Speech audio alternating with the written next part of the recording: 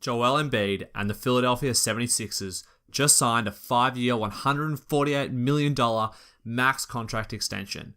There has been a ton of talk surrounding Embiid and his contract situation over the last few weeks as the extension deadline rapidly approached. But I don't think anyone can say that they expected this result. This is a huge risk for the 76ers. Signing a guy who has more tweets than he does NBA minutes played is incredibly risky, no matter how much potential he has. But it isn't all bad news for the 76ers. Joel Embiid does have game-changing MVP-type potential, and if he reaches it, they'll be poised to compete for multiple championships. This video will cover Embiid's injury history, his enormous potential, and my projections for the 76ers in the future based on this new contract signing. Let's start on a big positive. Joel Embiid's enormous potential. And it's the big reason why Philadelphia have extended his contract. Embiid's potential as a big man is up there with the greatest of all time. Shaquille O'Neal, Hakeem Olajuwon, Greg Oden, David Robinson, and Tim Duncan is a level of prospect that Embiid sits in. He can change the game on both ends of the floor and is incredibly talented in so many different ways on the offensive end. The biggest thing that separates Joel from most other big men is his huge frame and athleticism. Standing at 7 foot tall and weighing 250 pounds, his frame is what you would expect if you were designing the perfect center. On top of this, he's incredibly quick for his size and runs up and down the court quickly and in complete control. A lot of giant centers run in incredibly awkward, baby deer-like fashion, but Embiid is like a gazelle running up and down the court. And then there is his shooting touch. Embiid averaged 36.7% from 3 last season on over 3 attempts per game. For his first season in the NBA, this is incredible. Embiid will look to improve his 3-point shooting even more, so that Philadelphia can have maximum spacing surrounding Ben Simmons. And on top of this, Embiid has a soft touch from all around the field, and can shoot from any position on the court when given the space. Even though Embiid is the prototypical modern NBA center with his shooting, he has a post game that reminds me of some of the best post players in the history of the NBA, drawing comparisons to Hakeem Olajuwon and Tim Duncan because of the incredibly agile feet and the wide variety of moves he has. He can turn over both shoulders and has multiple moves and counter moves. And this is the key to post play, keeping the defender guessing as to exactly what you are going to do. Embiid is incredibly agile on his feet. This cannot be said enough. And is an adept at using his pivot foot to pump back the defense and rotate through for an easy layup off of the glass. He also has a great hook shot on both hands, which allows him to make a quick, great first move for an easy score. He then has the last of the basic post moves to get defenders in the air, the fadeaway. Embiid is amazing at turning and fading both to the baseline and into the paint, using his extreme length, high release, and soft touch to get good looks off. And then Embiid can also face up, shoot a jump shot if the defender backs off, or dribble and drive past his defender to get to the rim.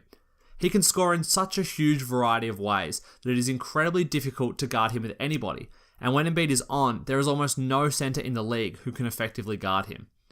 If you can't tell already, I'm a huge fan of Embiid on the offensive end, and his presence on the defensive end is just the same.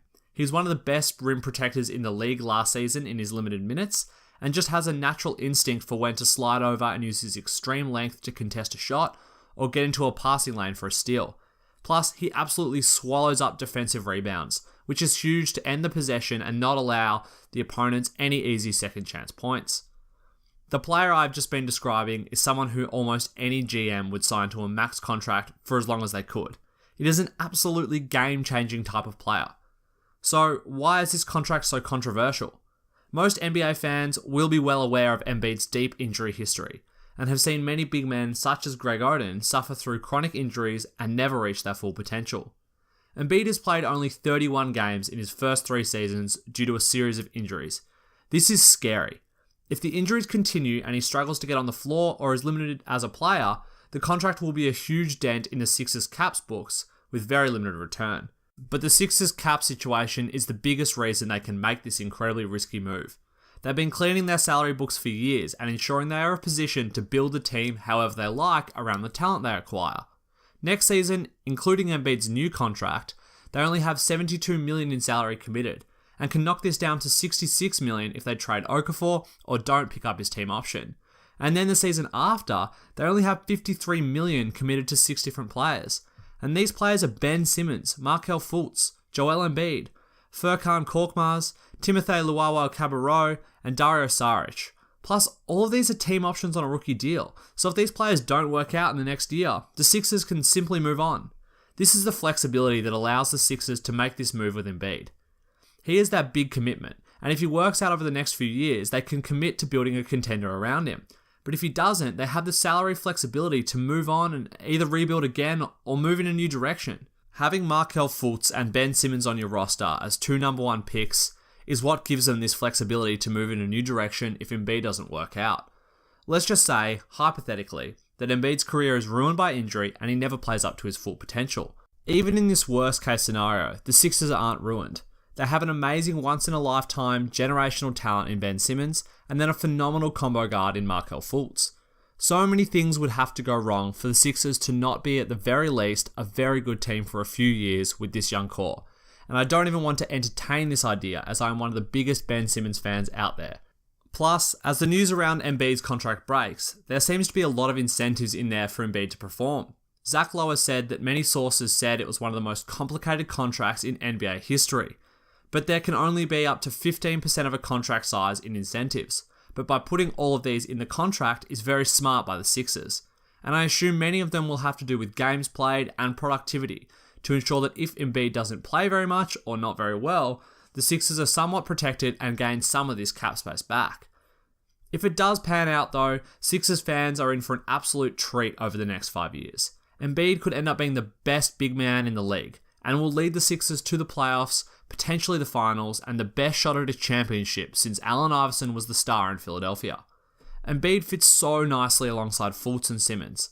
Having a traditional center who sets screens and rolls to the hoop, grabs rebounds, and can't shoot next to Simmons would be a bit of a disaster. It would allow teams to pack the paint and take advantage of Simmons' limited jump shot even more. But with Embiid on the court, it allows Philly to have Simmons be the only player on the court who isn't a great shooter. Simmons has struggled at times in the preseason when teams sag off of Holmes and even Okafor and make it really tough for him to get his shot off in the paint. Defenses simply won't be able to do this when Embiid is on the court with other shooters. If you sag off Embiid, Simmons will hit him with a pass, and he will just shoot a 3, drive, or pass to the open man if the defense rotates. Once the Sixers develop and adjust to playing with each other, their offense has the potential to be absolutely deadly. This season, they're going to be a lot of fun to watch, with Covington and JJ Redick shooting 3s from the outside as Embiid, Simmons, and Fultz learn to play with each other, but it is next season and beyond when they should truly shine. If they have shown something this season, I think a lot of free agents will heavily consider signing with the young core to get a shot at a championship and being part of a long-term dynasty. And when Philly is good, they're a big market team. Just look at Allen Iverson when he was in Philadelphia. He was one of the most popular players of all time. So free agents are going to be attracted to playing in Philadelphia for the opportunity to championship and to play in a big market with a loyal, incredible fan base. The Sixers will look to surround their talent with a lot of 3s and defense, and don't even need to try and attract big stars because they already have them in Markelle Fultz, Ben Simmons, and Joel Embiid. They'll just need to sign more guys like JJ Redick, Robert Covington, and some more bench depth players, and this would see the 76ers with a modern day roster designed around 3s, penetration, and defense. If Embiid lives up to his potential, I could seriously see them dominating for years to come. But let's face it, the contract is a huge risk. But this is the position that Philadelphia tanked for. Superstar talent and the chance to compete for a title. And it is good to see them go all in on the enormous levels of talent they have. And whether or not it pays off, we'll just have to wait and see.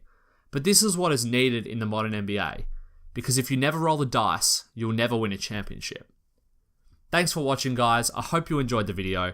If you did, be sure to like and subscribe below and let me know in the comments what you think of Joel Embiid and the 76ers.